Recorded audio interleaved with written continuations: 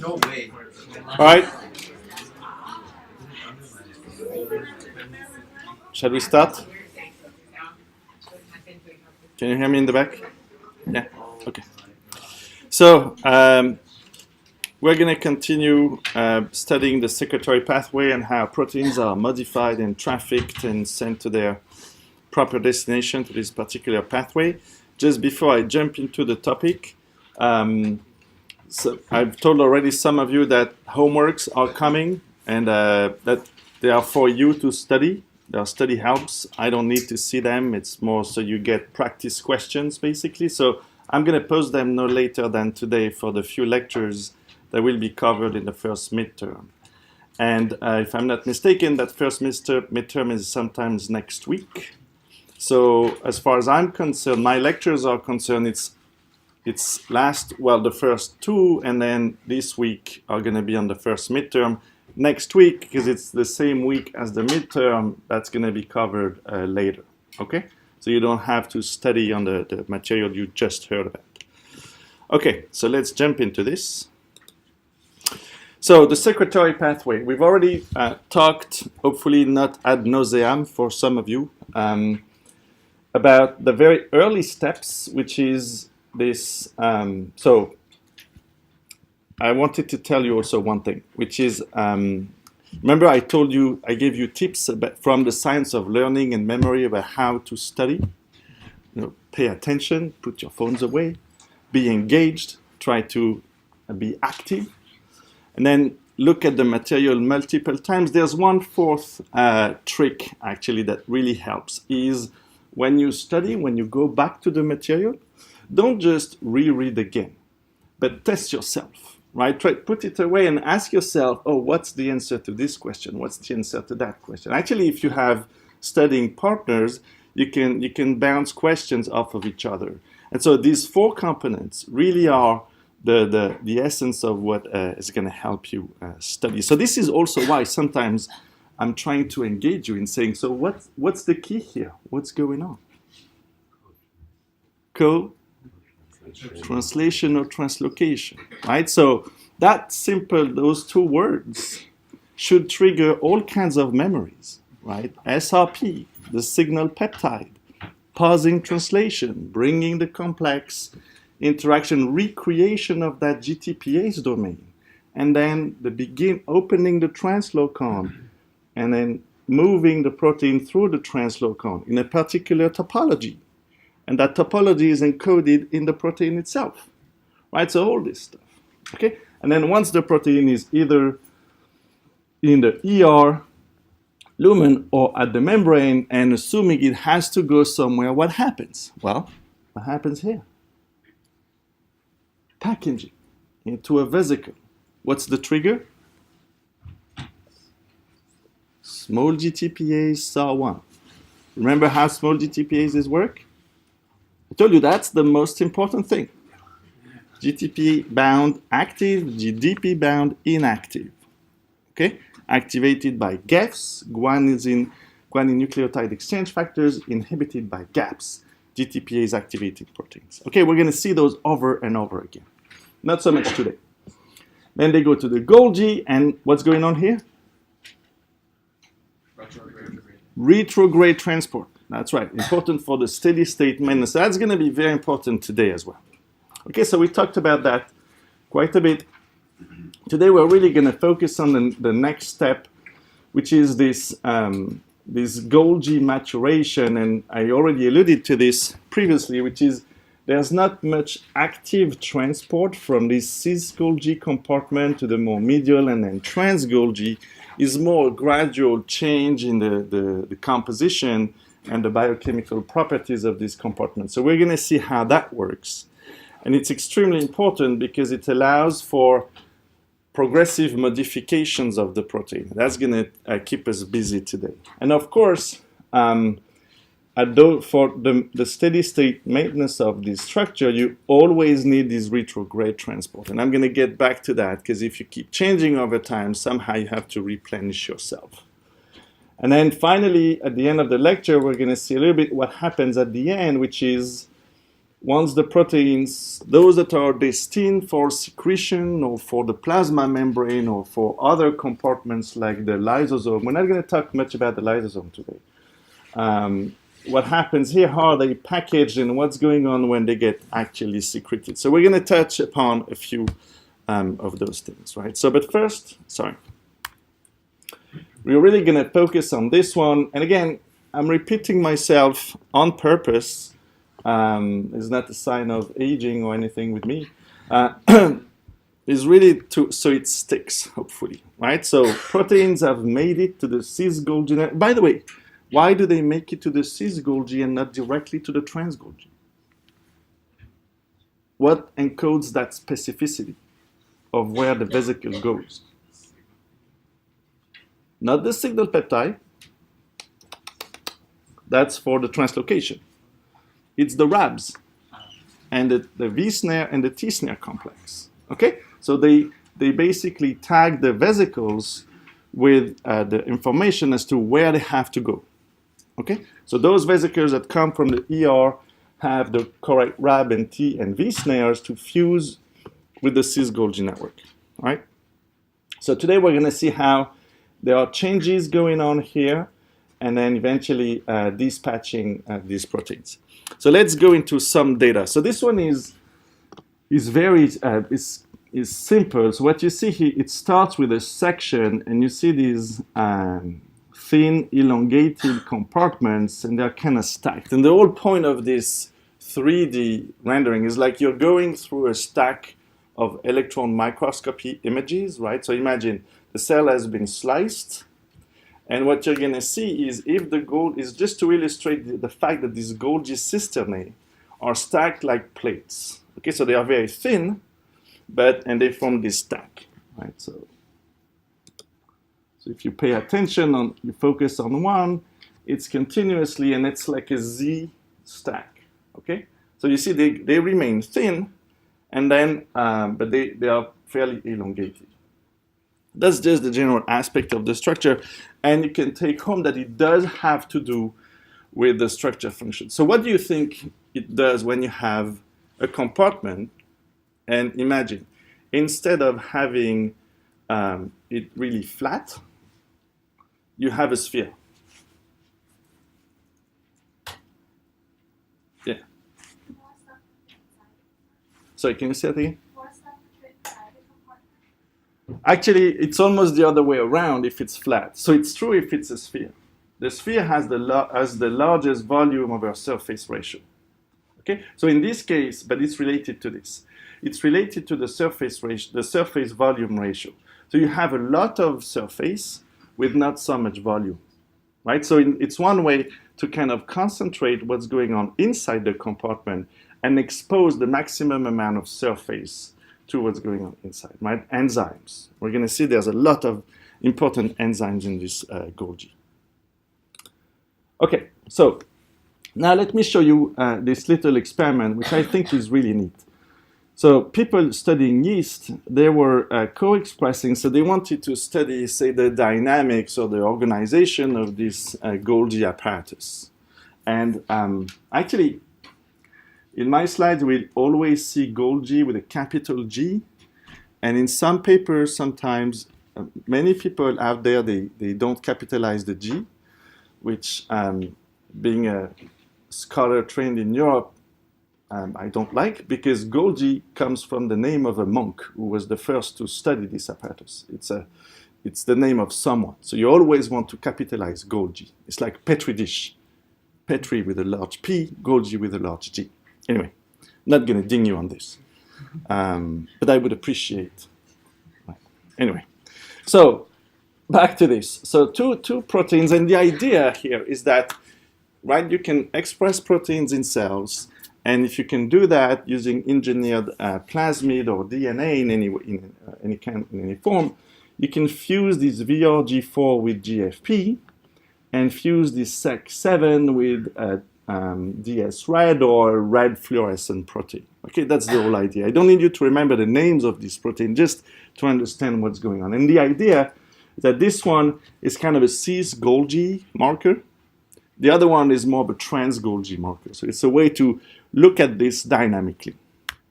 So when you look at the yeast cell and this is like a maximum projection, you're looking at the whole volume flattened into one two-dimensional image, you basically see indeed the labeling, the green and the reds, they are somewhat separate, right? First observation, very simple. In some cases, they look close. It's fine, and that's maybe consistent with the idea that you have a whole apparatus, and so there's some distance between the two, but altogether they are part of the same apparatus. Now, the really interesting aspect of this is the dynamics, okay? Because it's GFP, it's RFP. These are naturally fluorescent protein. You can image the live organism and see these proteins. So let's imagine, well, we don't have to imagine. We can focus on one of these dots, especially if it's a confocal, confocal microscopy, right? No? So confocal microscopy, okay, let me tell you this. Imagine you have epifluorescence microscopy, you get all the lights that comes from all the levels in Z. Confocal microscopy, it's one way to look at the optical section, so you don't see the light above and below. Okay, you only see the light in one Z section. That's one way to really focus on a particular Z location. So let's say here we could focus on this one spot here that starts green, right? So that's a cis-Golgi cistern. Okay, and so that's what I depicted here. Green means we are looking at this, and that's at 9 minutes 45 seconds. So it goes fast. See, 12 seconds later, now you start seeing some red appearing. But there's still some green, so supposedly we're in the medial Golgi. And then much later, the green is gone, and then you only have the red.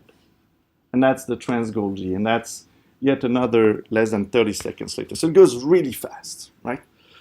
These cisternae change, but the point here, if you look at the location, it's roughly the same location.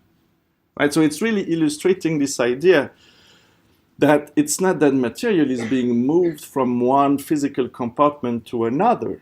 It's the physical compartment that changes in nature. Right? So, yes? What is a Z-stack? Oh, sorry. So that's a good question. I mean, if I say things that make no sense, just please tell me. A Z-stack, so is, like I said, in confocal microscopy, you can look at one optical section. But usually we look at the whole volume. And we do that a lot in my lab. So you take one image here, and then you move a little bit, you take another image, you move a little bit, you get another image. So you have a crisp image for all the Z positions, but in an entire volume. So that's what we call the stack. It's a stack of Z images. Okay? Does that make sense? All right, good question. So, what do you think happens to the green protein? It what? Degrades. That's an hypothesis. That would be expensive, though. What else could be happening? It's a protein that's a resident protein for the cis-Golgi, but it winds up in the trans-Golgi or in the medial Golgi. How come it doesn't make it into when the cisternae becomes a trans-Golgi cisternae? Retrograde transport. There we go. That's right. I mean, this is a nice illustration of this process as well. What two important things. So if I were in an exam, for example, to show you these images and ask you, what does that mean? What's going on here? And what does that mean?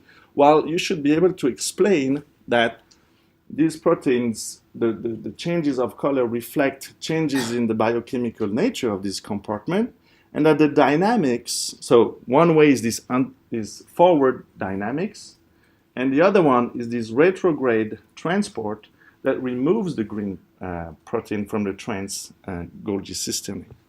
Okay, so indeed, retrograde transport helps maintain the identity or create new cis-Golgi networks. Because I don't have very good illustration of this, but you could imagine that, well, if it's the same cisternae and it's changing, you have to invoke one thing. What is it? Because, like I told you, the whole Golgi apparatus remains. There's always some Golgi apparatus. There's always some cis-Golgi network. So these cisternae have to be created de novo.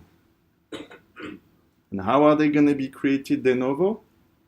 In a way, that's not part of the lecture. I'm kind of improvising an addition right here. But it's interesting because it makes you think. Well, what goes to the cis-Golgi network? So what could be the mechanism that to create a new cis-Golgi network, almost from scratch? Well, you could imagine taking two kinds of vesicles. Some that come back from the medial Golgi, the recycling vesicles, and then some that come from the ER. And if you start fusing those, now you start creating new cis-Golgi cisternae. All right. So that's for a description of what goes on at the level of the vesicles. But like I was telling you, there's an underlying process here, which is to mature the proteins that are going along this secretory pathway. Okay, so now we're entering a part of the lecture that in the past scares people because it's very complex stuff. So, but again, there are many details I don't need you to remember. They are here to anchor the concepts I'm giving you into reality. But really what I'd like you to walk away with is are the different concepts. So the main aspect I want to start talking about now is the idea that alongside maturation of this cisternae, there's also maturation of the proteins in the form of biochemical modifications. And by that I mean addition of oligosaccharides, O and N-linked, I'm going to tell you what that means, and modifications of this saccharide. So let me use this slide to illustrate this. So as we'll see in a minute, when proteins arrive from the ER, right, through one of these transport vesicles here, and they make it to the cis-Golgi network, they come already tagged, many of them. In other words, they already have, and we'll see that in greater details, these oligosaccharides. So these are stereotypical oligomers of sugars. Now, how many of you have had biochemistry? You know about sugars, glucose, fructose, mannose, and so on. Those are fairly complex molecules, right? They make cyclic structures. And so they can become covalently attached to each other, making polymers, but not necessarily linear polymers like proteins or nucleic acids. Instead, they can make branch polymers. Okay, so that's what contributes to the extreme diversity of these oligosaccharides here attached to proteins. So they all start in one way. And then once these proteins, reach the Golgi network, these oligosaccharides start being modified, right? So, for example, here it's trimmed. And then as the Golgi matures, so now we're in medial Golgi. Now you see these residues are further modified. So now this one is added, and that's an N-acetylglucosamine. Again, I don't need you to remember the details here. And so on and so forth. So what you see here is you have stepwise modifications of these oligosaccharides. But the key point I want you to walk away with is that you see behind all these numbers, 1, 2, 3, 4, 5, etc. There's a great deal of specificity. Okay, it's not random. It depends on the protein and it depends on the sugar. So the idea is that it's a specific enzyme at every step that is responsible for implementing the modification. Okay?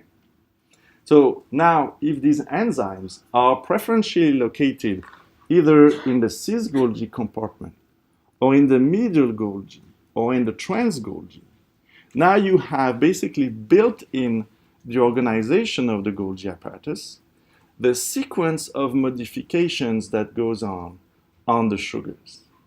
Okay? In other words, the step 6 here can only happen in the trans-Golgi because this is where the enzyme is.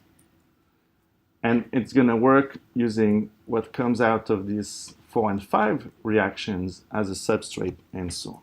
Okay, so if you will, now this is a biochemical raison d'être. You understand that? Raison d'être? This is French. In American, you would say raison d'être. It means it's the purpose of this organization, of the fact that you compartmentalize the biochemical activities. 1 is in the cis-Golgi network, 2, 3, 4, 5 are in the medial Golgi cisternae, 6, 7 are in the trans-Golgi cisternae. Okay? So you have a direct relationship between the structure, the organization of the Golgi apparatus, and the biochemical reactions that happen in it. And then, of course, how do you think this organization is maintained? There you go. See, it's starting to stick, right? So, because indeed, this is Golgi, the cisternae does not change. It's the same compartment that changes over time. So somehow, the cis-Golgi specific glycosidase winds up in the medial Golgi, at least temporarily, and it has to be indeed packaged in what kind of vesicle? COP1 coated vesicle. COP2 is for ER to Golgi. All the retrograde transport is COP1. Okay, and back to the cis-Golgi and so on. So, so that's for the general picture. So indeed, in the secretory pathway, all the healthy proteins have to go through that, and they are modified. And these modifications, as we'll see a bit broadly, they serve as quality control, right? So the cell has ways to, and uses these sugar modifications on proteins to tell whether it's folded properly, and also to license the protein to move along. Okay, that's what we're gonna start talking about now. So indeed, they go through all these steps, and it starts as early as the co-translational translocation, as we'll see. So a brief overview of the different modifications. We're gonna be talking a bit more about glycosylation, and we'll see it happens as soon as the proteins enter the ER, but like I just showed you, these glycosylations continue to happen throughout the secretory pathway, especially in the Golgi network. And we'll see these O versus N type modifications. There are a few others we're going to talk about. One of them is the formation of disulfide bond. Hopefully you're already familiar with the idea that some proteins have so-called disulfide bonds between cysteine residues, right? So those that have sulfur atom in their residue. So do you know of one example of a domain that has these disulfide bonds?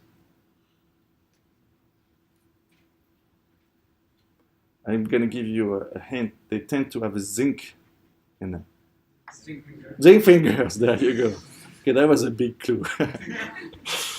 Right, so I mean, it's not just the zinc, right? The protein has to be structured properly, and many of these disulfide bonds really help to keep these 3D structures together. We are going to talk about proteolytic cleavages, which happen a bit later, actually more in the trans-Golgi network and in the secretory vesicles. We've already talked about some lipid modifications. Do you remember one of them? One that helps make the protein very mobile. The GPI anchor, right? I told you it's when the protein is transferred to a small GPI anchor, which is as a lipid tail into the exoplasmic membrane. Okay, so let's talk about glycosylation. So very briefly, the two main kinds are so-called O-linked sugars, and that's almost the only thing I'm going to tell you about that. So they are always linked. So it's O-linked because they are covalently bound to a hydroxide group of serine or threonine. So when I was in your spot, we had to memorize all the residues of all the amino acids, so we would remember that serine and threonine have these alcohol residues. I know I was frowning too. You don't have to memorize that, because now it's so easy to find. So serine and threonine have hydroxyl residues, sugars can be added to that, and it's always in the Golgi. And this term glycosyl transferases is a generic term for all the enzymes that catalyze these modifications. Okay? The main one, though, are these end-linked sugar, and it's called now end-linked because it's covalently bound to the nitrogen of an asparagine residue, right? Only asparagine residue. And importantly, it begins for all the proteins in the same way, and it begins in the ER upon co-translational translocation. So we're going to spend some time looking at that. Okay, and a very important point, like we are about to see, is that it starts as a one-way road. In other words, I showed you how in the Golgi you have many enzymes and they contribute to modifying the pre-existing polymer of sugars, right? So the whole idea is that there is one polymer to start with. And the modifications diversify the glycidic residues a lot, but it always starts with one precursor. And that's this 14 residues precursor for N-glycosylation. And like I was telling you, it's always bound to an asparagine here. So it contains the exact formula of starting with two N-acetylglucosamine residues followed by a whole bunch of monos and then glucose over here. And here is an example of the L-asparagine, so that residues where it's bound to, and if this is the main polypeptide chain, here is the nitrogen to which this residue is attached. Okay, so that's how it's up. Again, I don't need you to memorize this. Okay, just to give you the exact information. Sorry, and everything happens. So there's very little information.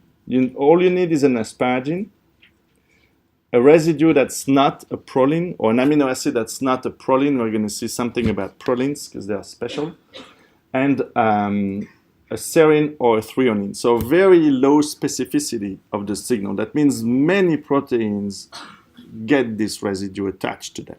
Okay, not all of them. There's no clear logic as to what happens.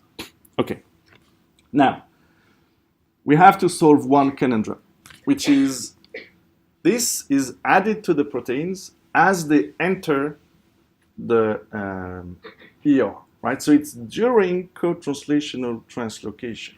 So you could almost call it co-translational, co-translocation glycosylation. So somehow the residue, these 14 residues precursor has to be brought in contact. And it starts by being attached to this phospholipid called dolicol.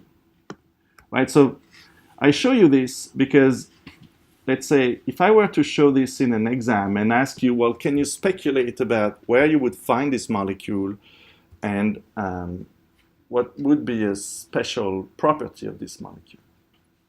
If you look at it. Remember Carlos's lecture? Yes. It's amphipathic, exactly. Why do you say that?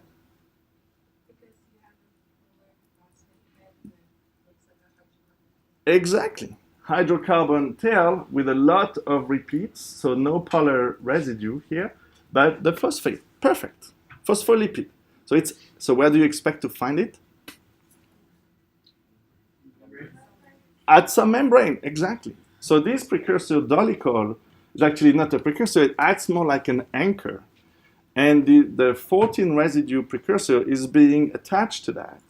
And that's how it's brought to the membrane, to the ER membrane. So the synthesis of the precursor happens at the ER membrane. And like we saw, right, it contains a lot of sugars. So it starts with sugars and it uses the energy of various nucleotides to add these sugars to the dolicol. I'm just going to illustrate how this works.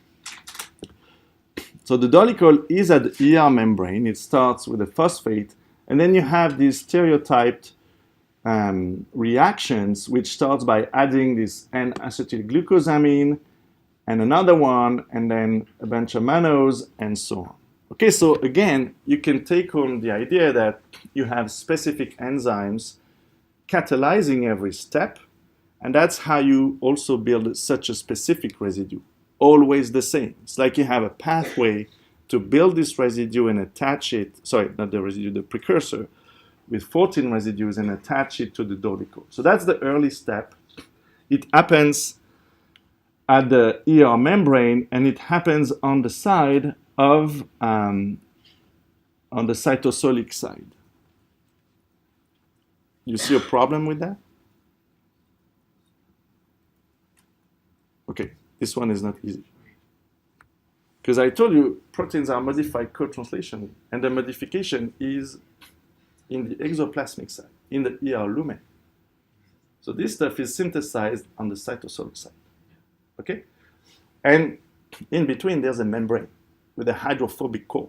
But this is highly hydrophilic molecule. Okay? So eventually, you're going to have to invoke another kind of protein, flippase, to at some point flip it to the ER lumen side. And then the synthesis can continue, now using a slightly different substrate. So initially, the UDPs, the energized, if you will, sugar residues are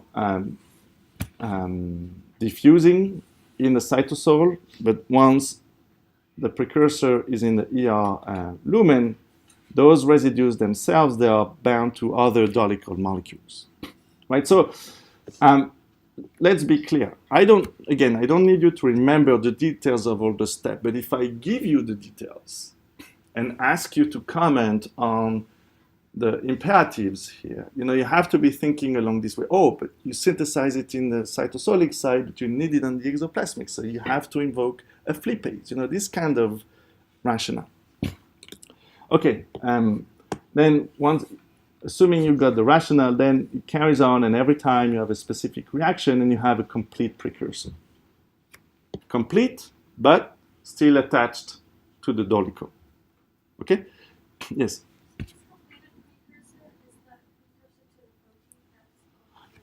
Good question. That's exactly what I'm about to talk to you about. So it's just the sugars here. Okay? So it's a polymer of pure sugar. It's not yet attached to the protein, but that's exactly the next step, right? So whenever there is, so these precursors are present at the ER membrane on the exoplasmic side, and then when proteins enter upon co-translational translocation, it's very sensitive. This is when they get the precursor gets added to these proteins.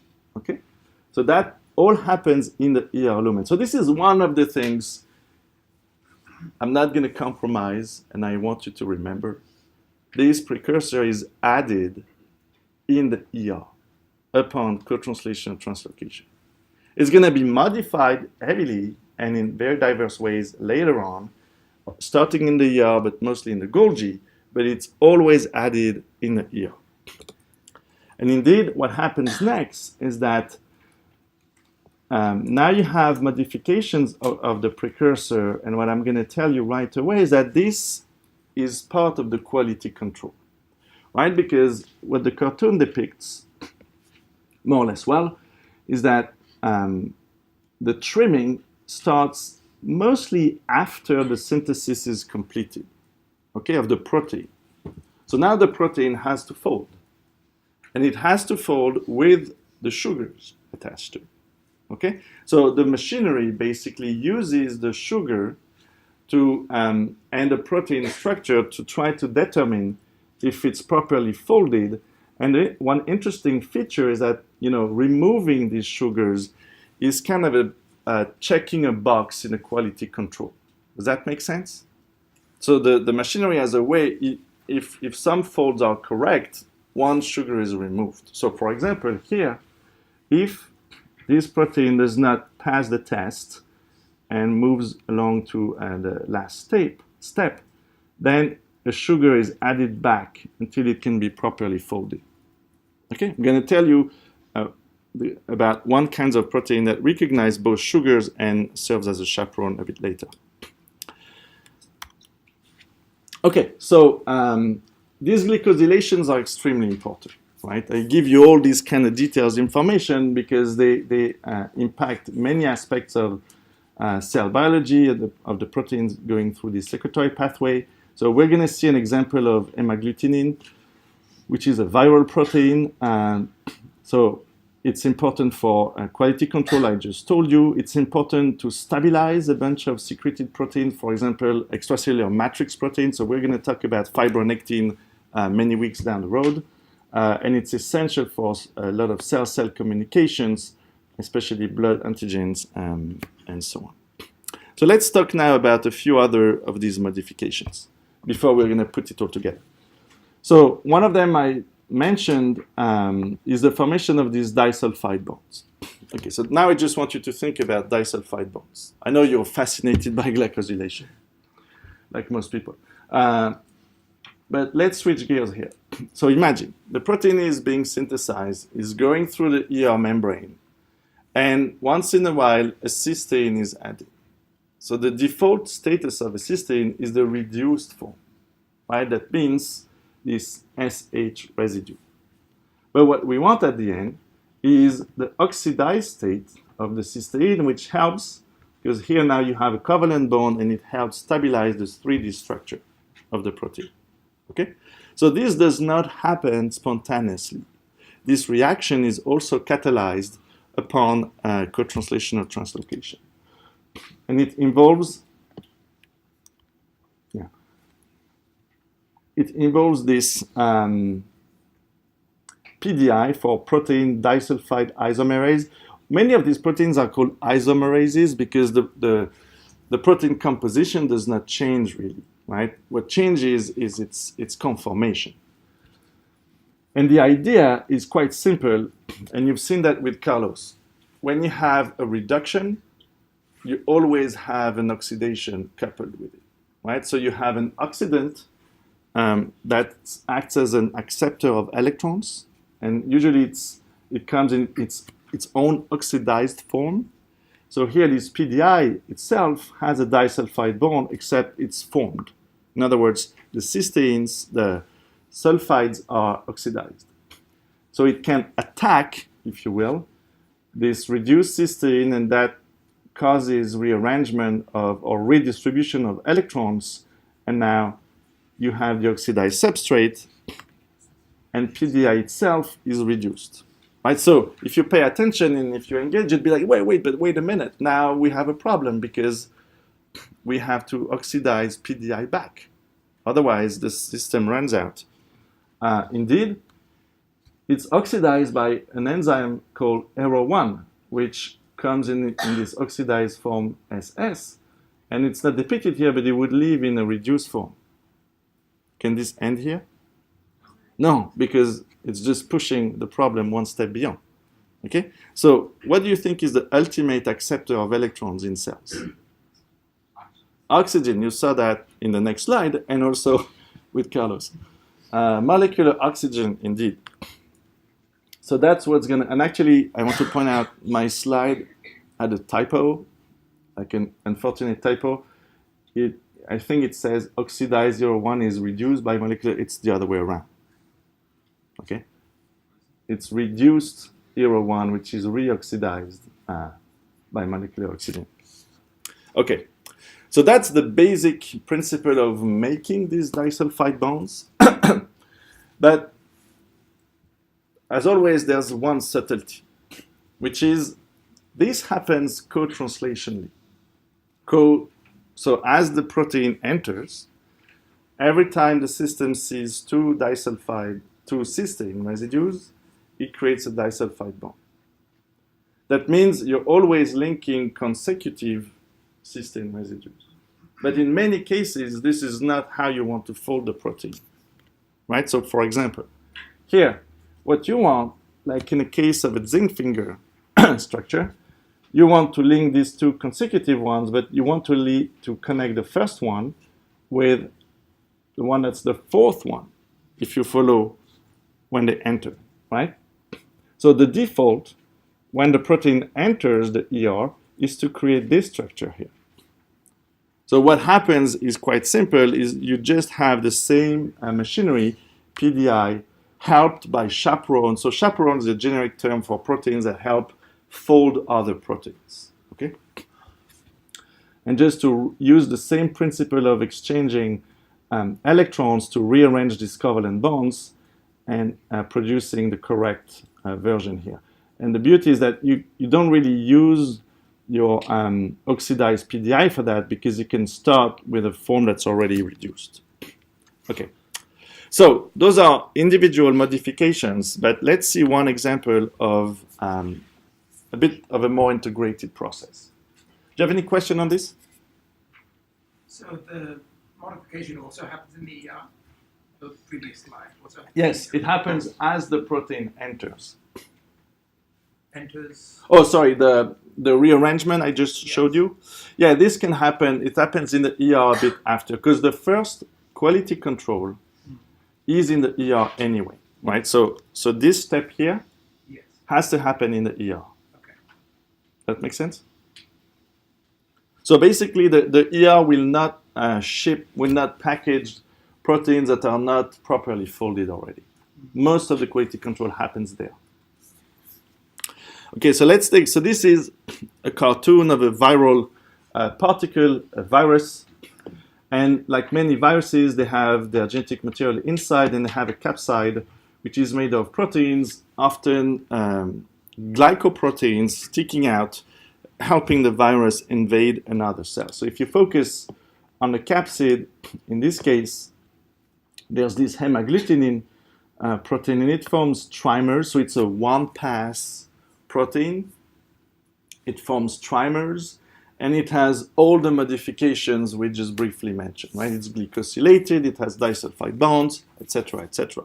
So this is here just used as an example of a real protein, and where all these things have to happen upon translocation.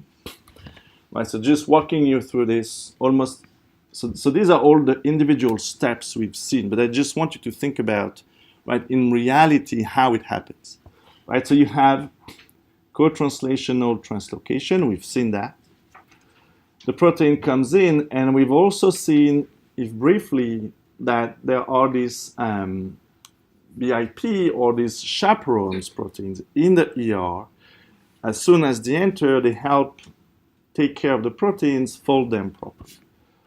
But you see, as soon as the protein, as the residues, the asparagine residues with the little tag come in, a 14 residues precursor is added, right? And so the presence of those precursors are helping fold the protein. And as the chaperones take care of them, some residues are trimmed. Okay, I showed this to you in a very sequential way, but it all happens almost simultaneously. Okay? Oh, damn. So this is the same BIP protein that can pull proteins in. And now I want to introduce these important proteins because they are specialized in reading sugars. So there are these two, calnexin and calreticulin. One of them is bound to the membrane. One of them is free-floating in the lumen. And this zoomed view shows that they interact primarily with the sugar. So those are so-called lectins. And they are very important proteins because it's like antibodies for sugars. Okay, they are capable of, or receptors for sugar. So they are capable of reading sugars. And here in the system, they are also acting as chaperones, right? So I told you the machinery uses the sugars to keep track of the folding of the quality control. So these proteins are directly involved, the lectins. Okay, so and they can contribute to both reading and also writing to some extent. So I'm going to go more or less quickly through this one. So prolines. I doubt anybody was worried about prolines until now, right? Someone was? No, it's fine. So why proteins matter? Because proteins have these kind of strange residues where they attach to the main polypeptide chain. You remember proteins, there's one chain that links the common core of all the amino acids, and the residues, they stick out on the side. Okay? So that means every time you have the proteins can normally rotate quite freely around the main axis, except when there's a proline, because the proline has these two bonds here. It's forming a cycle, this prolyl group here. So this rotation here cannot happen normally around this covalent bond. So that imposes a constraint on the structure, and sometimes you would like so the proteins to be properly folded should rotate around this this covalent bond. Does that make sense? You see that? If you're like this, you're locked. You can't easily rotate. So you have these prolyl isomerases or peptidyl prolyl isomerases, which basically catalyze, removing one bond, rotating, recreating the bond.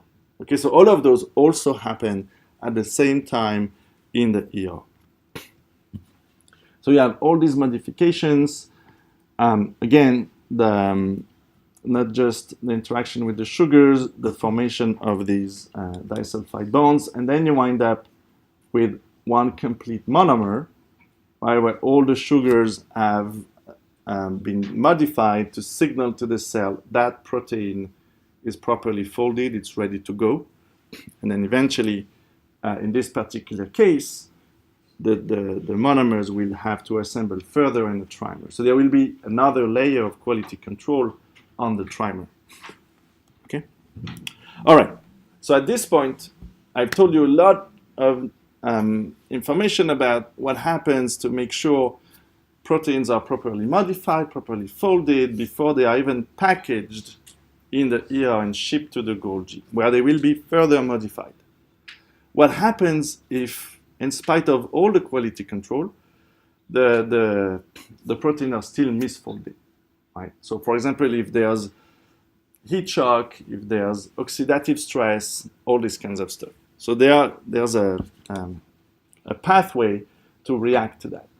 So the default is when you have unfolded proteins, I showed you that, the BIP, these chaperones, come and help fold them. If you have an excess of unfolded proteins, okay, let me back up a little bit. Normally, there's like a store of BIP protein, if you will, bound to these IRE1 monomers at the ER membrane, right? So that's the ER membrane, the ER lumen is here, this protein is inside. And when IRE1 is bound to BIP, they remain as monomers. If there is a stress, there's an excess of misfolded proteins, BIPs are called in, right? So now there's not enough BIP to keep the IRE1 as a monomer, they form dimers. Okay, that's one model.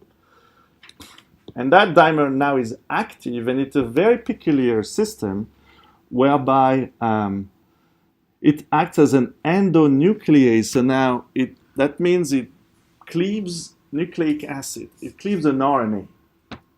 And not any RNA, it basically splices this HAC1 mRNA.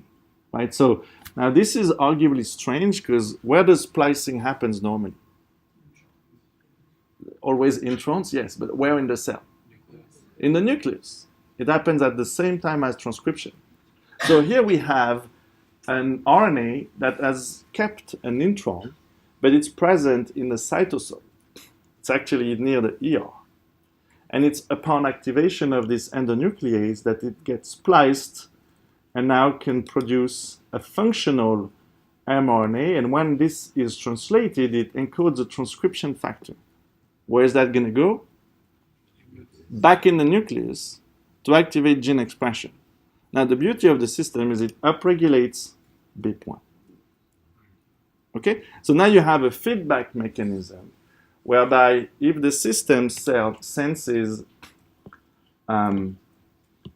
unfolded proteins, so it acts as this kind of double negative gate, right? Excess unfolded proteins eventually inhibits, you could see it as an inhibition of IRE1, okay, by sequestering it, allowing for the production of HAC1, which then feeds back positively on BIP, and the presence of now an excess of chaperones hopefully returns the system, helps fold all these proteins and returns the system to a healthy state. Okay? And if it does not happen, then proteins are degraded. So sometimes proteins can't be folded back properly, so then they have to be degraded, and one of the key degradation pathways is this so-called proteasome. So this is a super busy slide. It's just, FYI. But the whole idea is that you have these misfolded proteins in the ER. The ER can tell, okay, I can't fold these proteins, right? And so they are basically shipped back to the cytosol. So that's involving these ATPases, these so-called retrotranslocations. So you can imagine this is not trivial, right? Because those are big molecules and they have to be transported back. So it consumes energy to some extent, but that's doable. When they enter, they are ubiquitinylated. You guys have heard about this pathway before, right? It's a very important one. Polyubiquitinylation tags proteins for degradation by the proteasome, which is this complex molecular machine depicted here. Okay, so that's what this complex pathway is showing. And so the idea is that once these proteins are ubiquitinylated in the cytosol, they are shipped to the proteasome, degraded, and the amino acids can be recycled. Okay? Very good. Any question on all these protein modifications at this point? No? Yes? What makes the RNA special from the previous slide that it doesn't get removed in the nucleus like any other piece of RNA? Yeah, that's a good question. So splicing usually involves, so there's a lot of alternative splicing. So you can have motifs and signals in the nucleic acid itself that will promote splicing or not. So here I would surmise, because I don't know that for a fact, but my hypothesis would be that the normal splicing machinery does not see this intron because it lacks the canonical signatures. Instead, only the IRE1 dimer sees it and can splice it. That's the only way I can imagine this works. Okay, so now let's talk about, for the last 20 minutes or so, the constitutive and regulated secretion. So what happens next, right? Everything I've told you matters for the early and intermediate stages of this mostly anterograde secretion. Now we have to see what happens next once proteins have passed all these quality controls. Their glycidic residues have been modified, they made it to the trans-Golgi, and now they have to be shipped to different locations. And we're going to start talking briefly about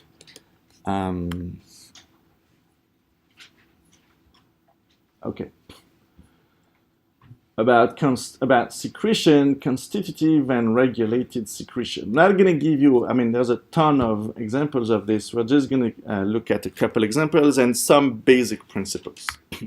So from the first slide I showed you, one of the first slides, those are visible immediately. And I already emphasized this idea that on the electron micrograph, the content of these secreted vesicles look more opaque, more electron dense. Okay? So there's something. There's been some modifications of the material for it to be more clear in the trans-Golgi network, which you see here, to more opaque. So what could that be? Yes?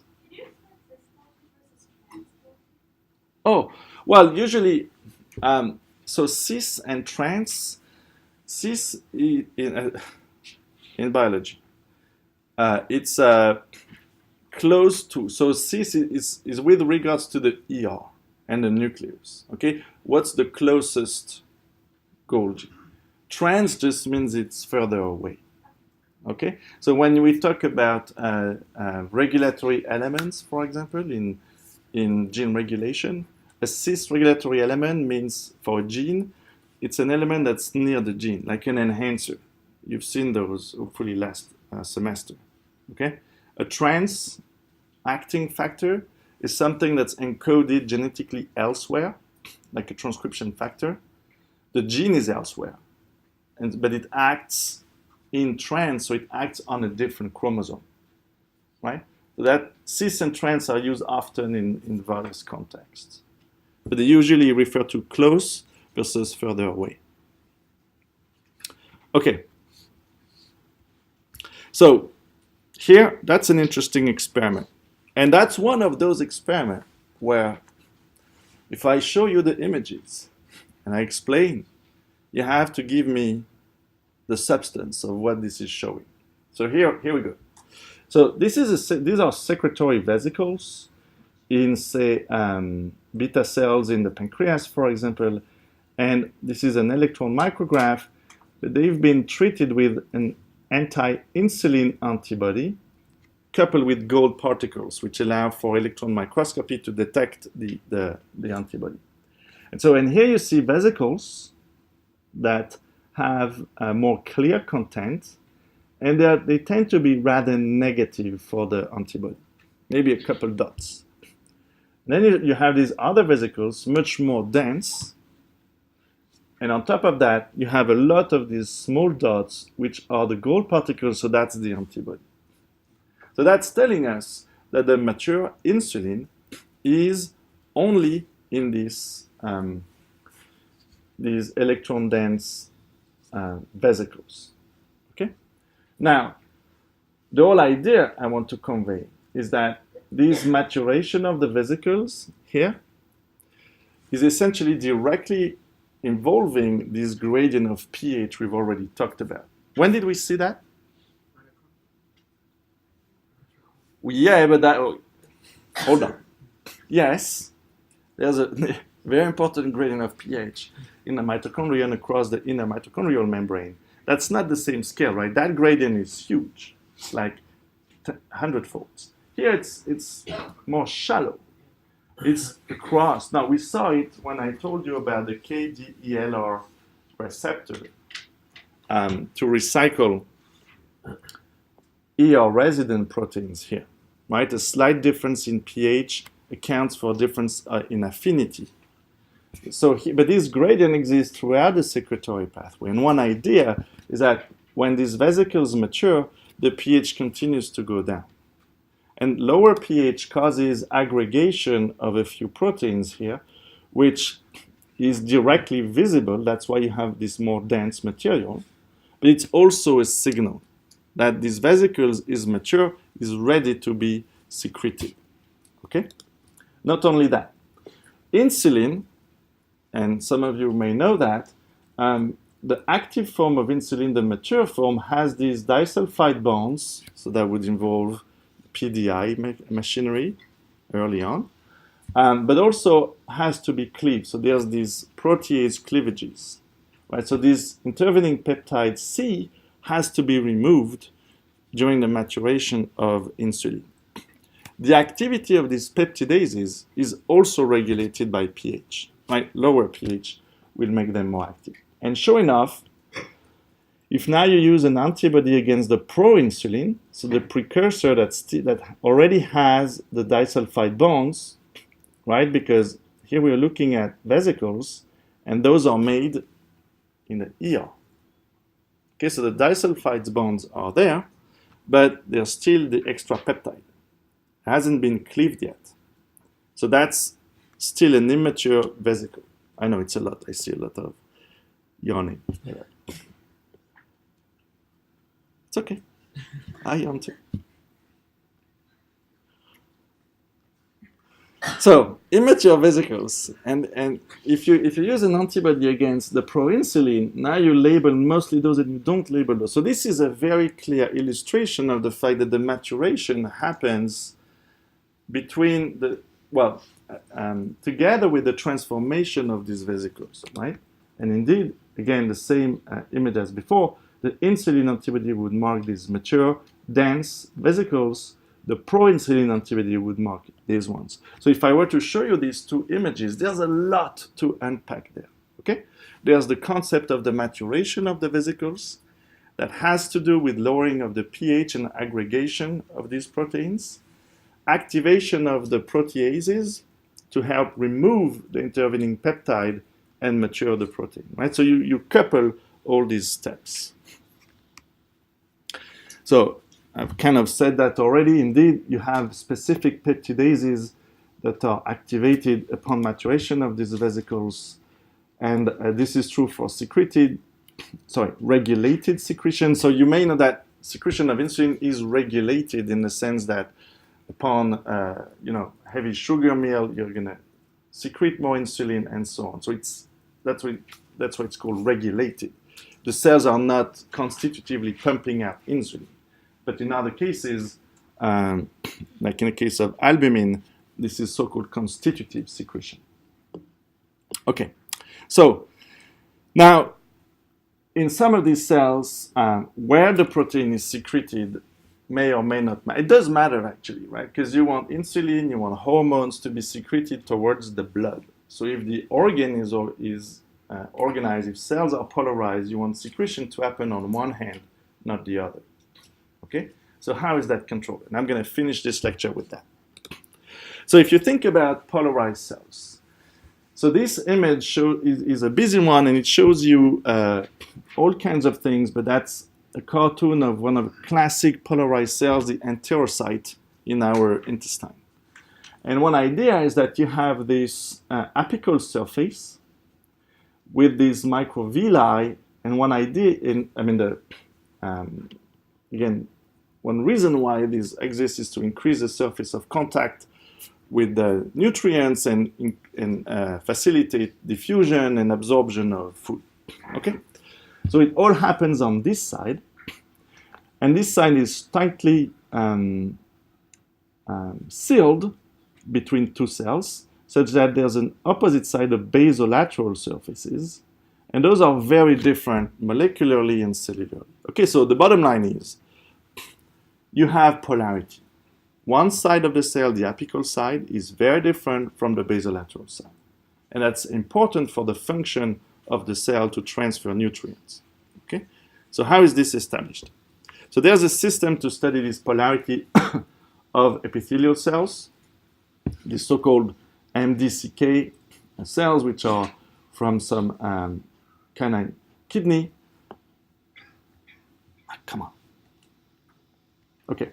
So, and this chamber here is interesting in the sense that you can have this layer onto which the cells are placed. So you have a monolayer of epithelial cells, and you can have two different compartments.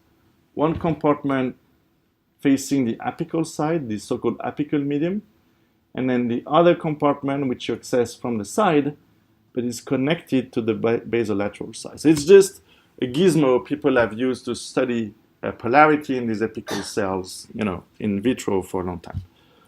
And here, what the couple movies I'm about to show you, these are such cells, so they are heavily polarized. That's the key, right? So some proteins have to go on one side, the apical, other proteins have to go on the other side, the basolateral side.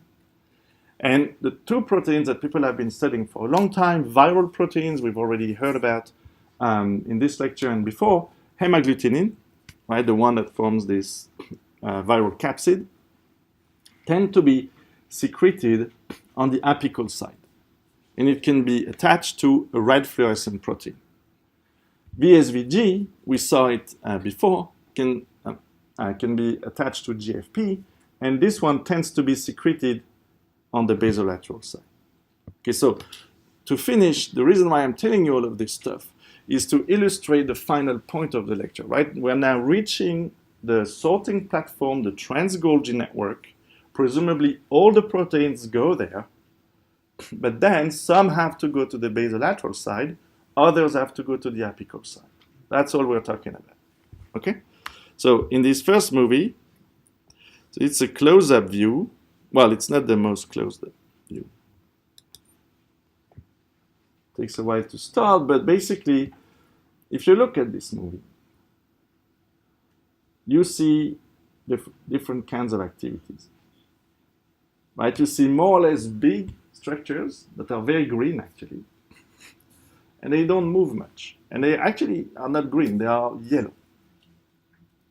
And then you see other particles that move much more fast, or faster. And many of them are red.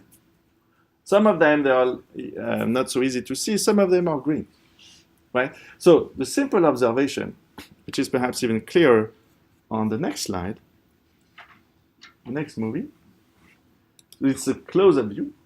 If you look at this one, here, you see both green and red. So it's yellow. And it stays put, and it's kind of big. But then you have other things that are smaller, and they move faster, and they are, for the most part, either green or red. So that's a beautiful illustration of a compartment, a sorting compartment. That's big, and where the two different kinds of proteins are. But remember, they have to be sent to different parts of the cell. So are they going to be trafficked using the same kinds of vesicles? No, because this is going to involve different kinds of addressing mechanism. So indeed, HA and VSVG are packaged in different vesicles. And those are smaller, unicolor, and they move. They move much faster. We have not talked about the cytoskeleton yet, but we'll see how they move eventually. Right, so that's what this movie is illustrating very nicely. A sorting compartment where all the proteins go, which is more stable over time and has the diversity of proteins, versus fast-moving vesicles with only one kind of identity. So in cartoon form, that's basically what the movie is showing. Parts of this trans-Golgi network, and some proteins are packaged into vesicles destined to the apical side. Other proteins are packaged in vesicles destined to the basolateral side. And just to finish, actually I should have worked in a question here, but this is how the specificity is encoded, right? Again, using the RAB system and the snare system, mostly the RABs, okay? But you need the snares, the V snares, to hang on to the target membrane and fuse with it. And finally, sometimes you have, like in the case of this yellow, let's call it the yellow pill protein, because sometimes it gets mis-sorted to the wrong side of the cell. And there's a way to correct for that, which we're going to talk about in the near future, and that's through endocytosis. Now you can create vesicles from the plasma membrane and ship those vesicles back to the correct location. So the polarity again is also kind of a steady state feature, which is maintained, it's created by this anterograde movement and the sorting of vesicles, as well as constant monitoring and endocytosis and correction, if you will, of the polarity. So I'll stop here.